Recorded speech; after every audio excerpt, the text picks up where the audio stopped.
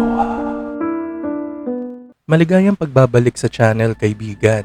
Minsan may mga pangyayari sa ating buhay na hinihiling na lang natin na sana ay masamang panaginip na lang. May mga pangyayari na gusto na lang natin ibaon sa limot. Pero may mga alaala tayo na minsan ay kailangan natin kumprontahin para totoo tayo makausad sa buhay. Ako ang ligaw na kaluluwa at may ikukwento ako sa iyo.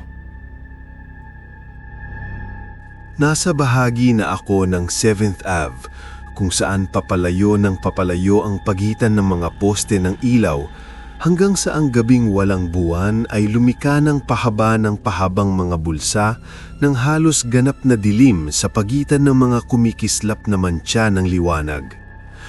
Pangako, aabot pa tayo sa security. May aasikasuhin lang ako bago tayo umalis.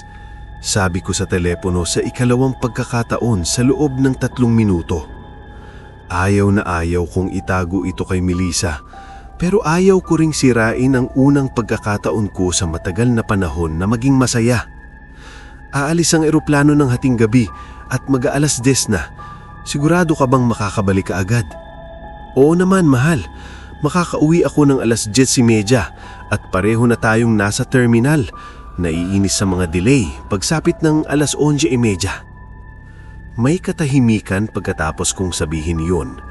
Isang sandaling tila humaba ng walang hanggan at nagpaisip sa akin kung kailangan ko na bang sabihin ang kahit anong bersyon ng tunay kong ginagawa. Kabutihang palad, siya pa rin ang labis na mapagtitiwalang babaeng minahal ko ilang linggo pa lang ang nakalipas.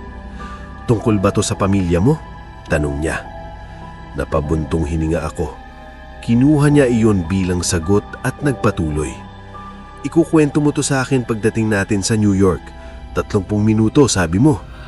Pangako, sa pareho. Tumahimik siya sandali bago sumagot.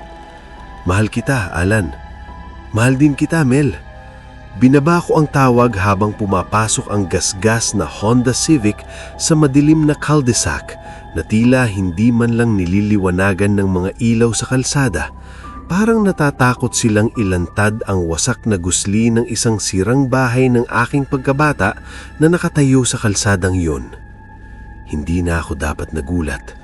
Ang pintuan sa harap ay nagsilbing hangganan sa pagitan ng kaligayahan ko at ng mga bagay na matagal nang sumusunod sa akin. Katabi ng hawakan ay isang piraso ng basag na salamin. Alaala ng gabing winasak iyon ng aking ama na lasing na galit noong mapait na gabi ng Abril. Sa lahat ng nangyari rito, hindi nakatakatakang hindi ito nabenta ng 10 taon. Tinignan ko ang cellphone ko. 10:05 p.m. Kailangan ko na itong gawin ngayon o hindi na kailanman. Ipinasok ko ang kamay ko sa basag na bintana at binuksan ang kandado. Siyempre, ikinandado ng inutil, walang silbing realtor. Sumulyap ako sa kupas na karatalong for sale na nakatayo pa rin sa damuhan sa kabila ng isang dekadang walang saysay na pagtatangkang kumita kahit kaunti mula sa lugar na ito. Para rin siguro sa ikabubuti.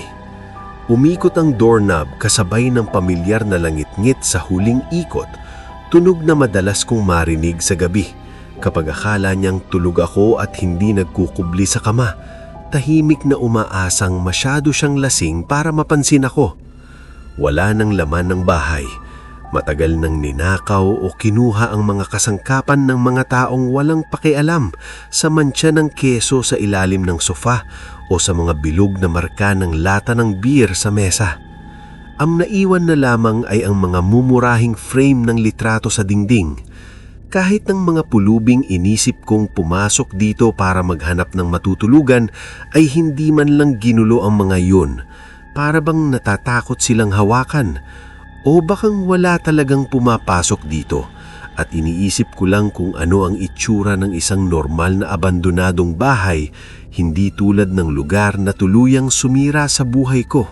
Ang unang litrato, nasa kanan ng pinto, ay nagpapakita ng isang batang lalaki at mas batang babae na nakatayo sa tabi ng isang matandang lalaking seryoso ang mukha, suot ang pangisda, hawak ang isang fishing rod na halos kasing tangkad ng bata.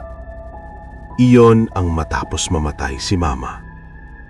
Kahit ngayon, naririnig ko pa rin ang lagaslas ng tubig sa dalampasigan. Naaamoy ang usok ng gasolina habang hinihila ng ama ko ang tali ng makina ng bangka. Ang ikalawang litrato ay nagpapakita ng batang lalaki na mas matangkad na, naka-shorts at jersey na may pangalan niya.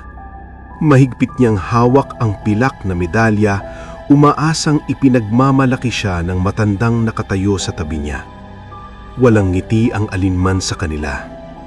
Sa kaliwa nito ay ang pasilyo patungo sa dati kong kwarto. Ang huling lugar na gusto kong puntahan.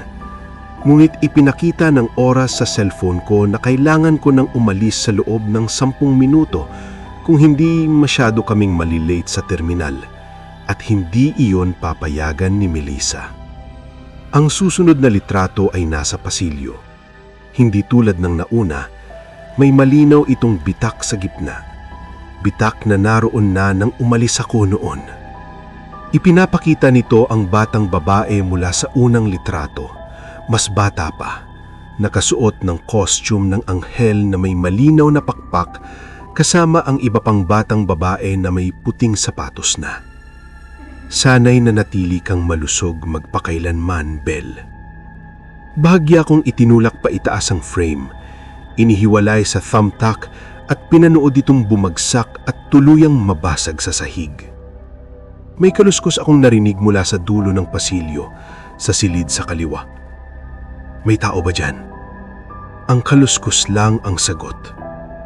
Napabuntong hininga ako. Kailangan nang mangyari ito ngayon kung gusto naming makahabol sa eroplano. Lumapit ako sa dulo ng pasilyo at sumilip sa loob ng silid. Nandoon pa rin ang lahat. Ang mga poster ng Nirvana at Tool ay nakapako pa rin sa dingding, bagamat kupas na ang mga kulay dahil sa sikat ng araw sa loob ng isang dekada.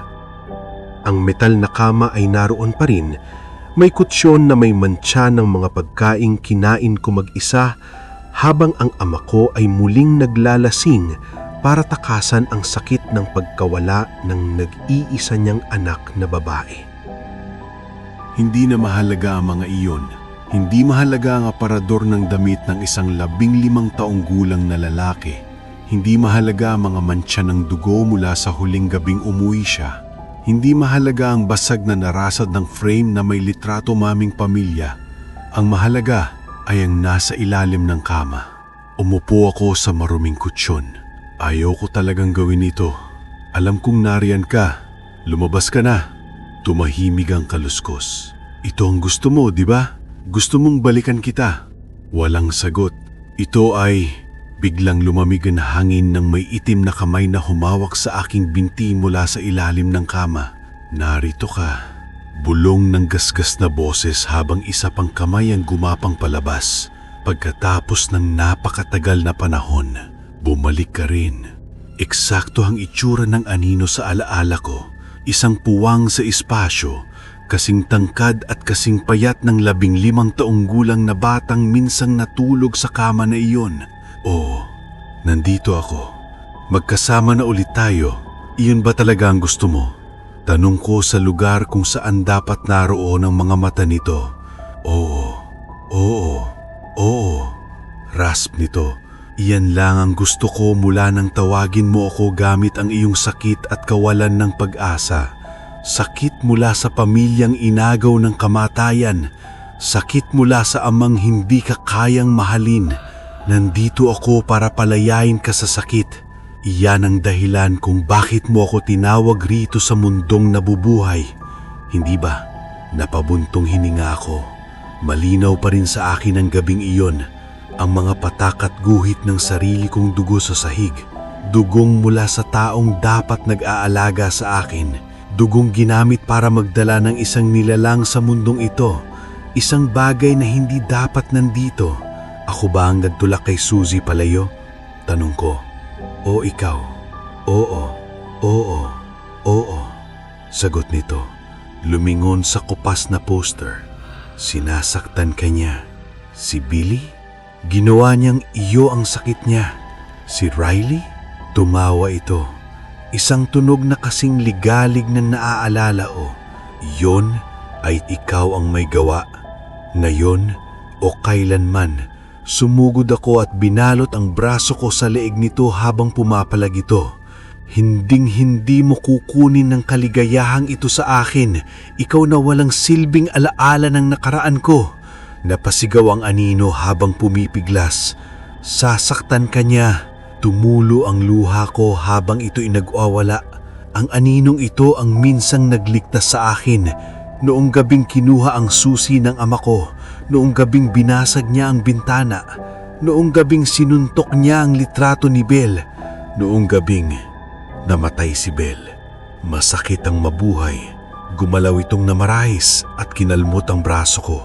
Maaari kong pigilan ang sakit na yan. Iyan ang dahilan kung bakit mo ako dinala rito sa mundong nabubuhay. Hindi ba? Napabuntong hininga ko. Yun, sagot ko habang hinihigpitan ng kapit. Makalipas ang isang segundo, lumambot ang katawan ng nilalang. Isa pang sandali. At ang dilim ay naglaho. Tumulo palabas sa aking mga braso at naging alikabok. Kinuha ang cellphone ko. 10:20 p.m. Tinawagan ko ang nag-iisang contact na may tunay na pangalan. "Hey Mel," sabi ko. "Pauwi na ako."